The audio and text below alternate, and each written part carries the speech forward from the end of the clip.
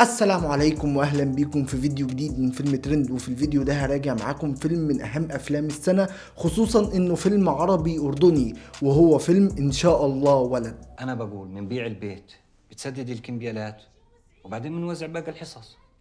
وافرض اني مخلفة ولد، كنت بتقدر تعمل هيك؟ فيلم ان شاء الله ولد بيحكي عن نوال هي ست متجوزة وعندها بنت زي القمر اسمها نورة.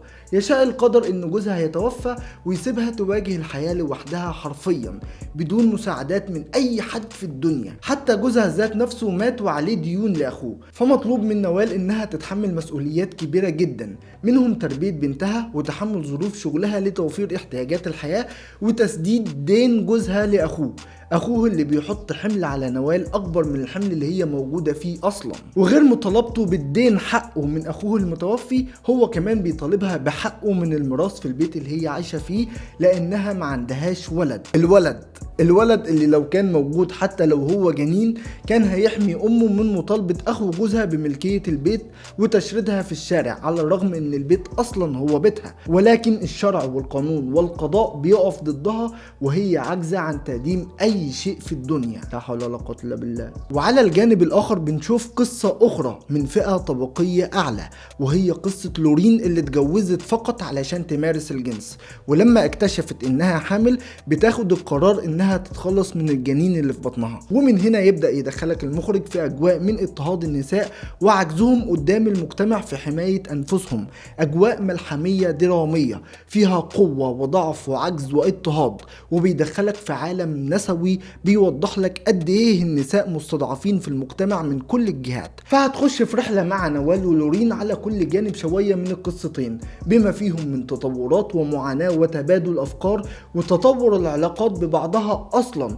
واللي وصلتهم انهم يكونوا اصدقاء بينهم مصالح مشتركة. وما تقلقش انا ما حرقتش اي حاجة من احداث الفيلم نهائيا، لان الفيلم جواه كلام كتير بيتقال ورسائل كتيرة في غاية الاهمية. فيلم ان شاء الله ولد والله بدون مبالغة من اجمل التجارب السينمائية العربية اللي انا شفتها السنة دي، وانا عندي رهان على الفيلم ده انه هيترشح اوسكار في فئة بيست انترناشونال فيتشر فيلم، افضل فيلم اجنبي، واتمنى انه يكسبها بكل تأكيد، لان الفيلم يعتبر مكتمل الاركان: سينماتوجرافي متوظف صح، واداء تمثيلي حقيقي لاقصى درجة ممكنة، وموسيقى تصويرية في غاية المتعة، وسيناريو وحوار ملحمي حرفيا، وبلوت تويست اقرب ما تكون لعقلك، ولكن اخر حاجة تقدر تخمنها في الموضوع. ان شاء الله ولد فيلم بيشرح المجتمع الاردني طبقيا ما بين طبقة الاثرياء وطبقة الكادحين، حاجة كده شبه الفيلم الكوري باراسايت للمخرج بونج جون هو.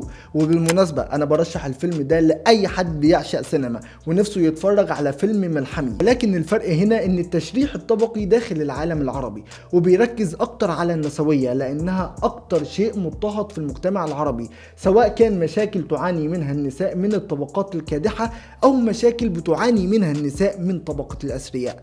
والحقيقة أنا بعشق الأفلام اللي بتتكلم عن تشريح الطبقات المجتمع، ومن هنا برضو هرشح لكم فيلم تراينجل اوف سادنس للعبقري روبن أوستلاند. وبالمناسبة فيلم تراينجل اوف سادنس هو ليه عندي مراجعة في القناة، هسيب لكم اللينك بتاعها في الديسكريبشن بوكس لو حابين تتفرجوا عليها، وكمان هيظهر لكم اللينك موجود في الاي فوق.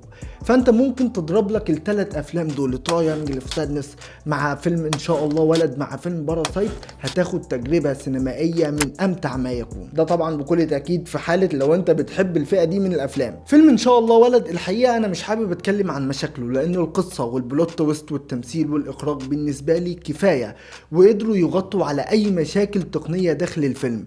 واقسم لكم ان دي اول مره اتفرج فيها على فيلم يخليني اتغاضى عن مشاكل صناعته تماما، سواء كانت متمثله في الازياء او الصوت او اللوكيشن او حتى توظيف الاضاءه على الممثلين. ان شاء الله ولد انت بتشوفه وانت نفسك تعمل حاجة تساعد بيها نوال.